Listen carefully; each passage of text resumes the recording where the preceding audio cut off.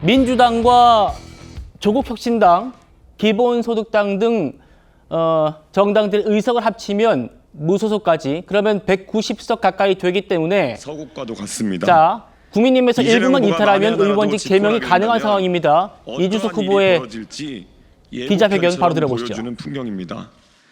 1976년 3.1 민주구국선언 재판에서 시민들은 입에 십자 모양으로 검은 테이프를 붙이고 항의했습니다.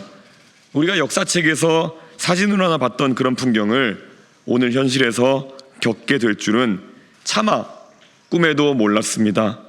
대한민국 역사를 50년 전으로 후퇴시키는 반민주 폭거입니다. 저를 제명하겠다고 하면 물론 언론사 기자들에게도 보도 지침을 만들어 겁박하고 이른바 민주파출소를 통해 카톡 검열, 유튜브 검열까지 하고 있습니다. 저들은 지금 자신들이 무슨 짓을 저지르고 있는 줄도 모를 것입니다. 입만 열면 김대중, 노무현 정신을 외치더니 전두환의 계엄 정신을 이어받은 세대인가 봅니다. 윤석열은 정권 잡고 나서 저를 죽이려 들더니 이재명은 정권 잡기도 전에 저를 죽이고 시작하려는 것 같습니다. 거두절미하고 말씀드리겠습니다. 저는 죽지 않습니다. 분연히 맞서 싸우겠습니다.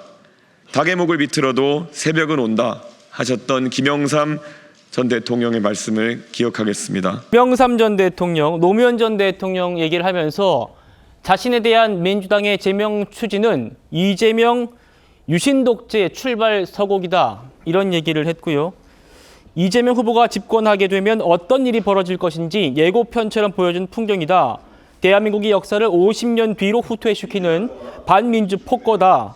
이렇게 지금 주장을 하고 있습니다. 이재명 후보가 정권을 잡기도 전에 자신을 죽이려고 한다면서 분연히 맞서 싸우겠다 이런 얘기를 했습니다. 윤기찬 변호사님, 자, 국회의원 제명을 추진하겠다. 김영삼 전 대통령이 한번 제명됐었고 제명 요건을 봤더니 재적의원의 3분의 2 이상 찬성시 통과됩니다. 이건 이제 뭐 대통령 탄핵 요건과 같습니다만 차이가 있다면 그건 이제 헌법재판소로 가게 돼서 한 번 더 판단을 받게 되지만 의원직 제명은 본회의에서 표결되면 끝나는 건가요? 그 이제 윤리특위로 먼저 상정이 되죠. 예. 그러니까 윤리특위 상정이 돼서 그 윤리자문위원회에 또 심사를 거치는 이런 절차는 다 거치게 됩니다. 그래서 거기서 이제 본회의에 부의가 되게 되는데 본회의 부의돼서 만약에 저 3분의 2 요건을 충족하게 되면 저건 법원에 다툴 수도 없어요. 그러니까 국회 자율성 보장 차원에서 예. 제명 결과에 대해서는 사실 법원에 제소해서 다툴 수 있는 방법이 없습니다. 근데 이제 문제는 뭐냐면 이게 그 선거 운동 기간 중이잖아요. 또 투표 기간 중인데 제명안을 제출했다라는 부분이 국회 스스로 국회 폭력적 행동에 가담했다 저는 이렇게 판단이 되는 부분이 있고요.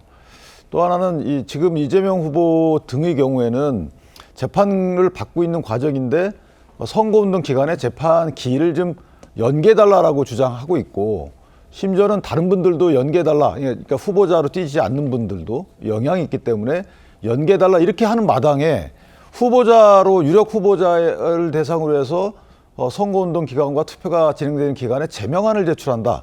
물론 이 부분이 민주당의 지도부와 어떤 교감하에 했는지는 저희가 알 수 없지만 어쨌든 일반적인 상식 기준으로 볼 때 말리지는 않은 거 아니겠어요? 그다음에 철회시키지도 않고 몇 개 당이 같이 지금 뭐 공동행동을 하고 있는데 유일무이한, 그러니까 전무후무한 있을 수가 없는 일을 지금 하고 있는 거예요. 물론 이준석 후보가 그 인용한 발언의 수위가 높은 건 맞지만 그것을 있는 문제점에 대해서 그것을 얘기하는 과정에 나온 본인이 책임질 부분이고 이것이 과연 국회법에서 정하고 있는 12가지의 제명 사유에 징계 사유에 해당하는지 그것도 불명확함에도 불구하고 운동하는 후보자를 저렇게 소환시켜서 기자회견 할 만큼 이렇게 다급히 진행돼야 될 것인가 상당히 좀 의아합니다.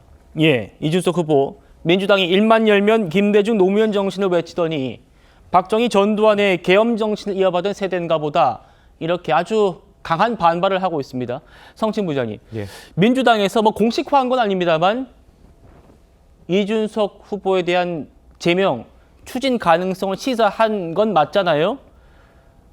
모두에 제가 말씀드렸습니다만 뭐 민주당과 조국혁신당, 기본소득당 합치고 또 무소속까지 합치면 190석 가까이 됩니다. 만약에 국민의힘에서 일부 의원이 합세한다면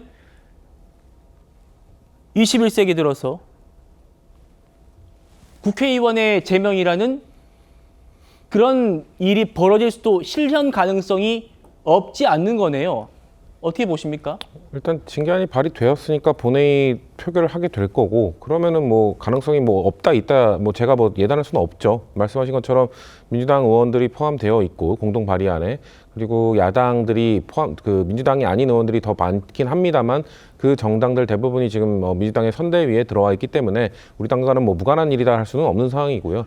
당 차원에서 전체적인 뭐 의총이라든지 이런 걸 통해서 징계안에 대해서 뭐 진지한 논의나 이런 것들은 없는 걸로 알고 있고, 지도부의 공식 입장도 아직까지 나오지 않은 걸로 알고 있습니다. 다만 지금 이준석 후보가 방금 기자회견한 내용을 들어보니까 여전히 뭐가 문제인지를 모르고 있어요. 그러니까 전 최근에 다시 사과의 글을 올렸을 때 어느 정도 본인이 변명하지 않겠다라는 말을 듣고 이 문제의 본질을 깨달았는가라고 생각을 했었는데, 지금 오늘 기자회견 다시 보니 여전히 모르고 있습니다. 지금 아까 했던 얘기가 국민 기대치보다 덜 순화했기 때문에 죄송하다. 지금 덜 순화하고 자시고가 지금 문제가 아니거든요. 이준석 후보의 그 발언 자체, 그리고 뭐 국민들께서 이 후보자의 이재명 후보의 뭐 가족관계 내용을 알아야 된다고 생각했다라고 얘기하고 있죠. 검증 차원이다라고 얘기하고 있습니다. 2022년 대선에서 본인이 당대표일 때, 본인 입으로 본인이 양두구육하고 있을 때 이미 나왔던 이슈고요. 그 당시에 이재명 후보가 2021년 12월 16일로 기억합니다. 입장문을 내서 아들을 잘못 키운 아버지 잘못이다. 아들과 함께 사죄한다. 불법 도박뿐만 아니라 게시글 불법 사이트 가입을 해서 글을 남긴 것들 등등에 대해서 사과한다라고 이미 입장을 밝힌 바 있고, 그 당시에 본인이 상대 정당의 당대표였기 때문에 분명히 인지하고 있습니다. 만약에 그거에 대한 검증 내지 문제제기를 하고 싶었으면은 토론회에서 정상적인 후보라면은 과거에 21년 했던 그 사죄의 발언 여전히 유효합니까? 그 잣대로 다른 사람들에 대한 그런 여성 혐오 발언이나 그런 것들에 대해서 똑같은 잣대로 평가하고 처벌할 겁니까? 이런 식으로 물어봤어야죠. 그 방송에 나와서 그 성폭력에 사용된 그런 언어들을 묘사하고 재현하는 것 그 자체로 가해 행위입니다. 본인이 잘못한 거는 그런 가해 행위를 한 것에 있는 것이지 덜 순화한 것에 있는 것이 아니거든요. 여전히 핀트를 못 잡고 본인이 뭘 잘못한지 모르고 있는 상황이기 때문에 저는 이준석 후보가 본인의 이런 잘못을 깨닫지 못하고 있으면은 저희 당내에서도 뭐 징계나 이런 거에 대해서 분명 반대 목소리나 당내 논의가 있을 것입니다만, 이준석 후보의 저런 태도를 계속해서 견제한다면은 본인을 향하고 있는 이런 비판, 그게 징계안뿐만 얘기하는 것이 아닙니다. 다양한 비판들에 대해서 지금 이거를 잠재우기는 어렵겠다라는 생각이 듭니다.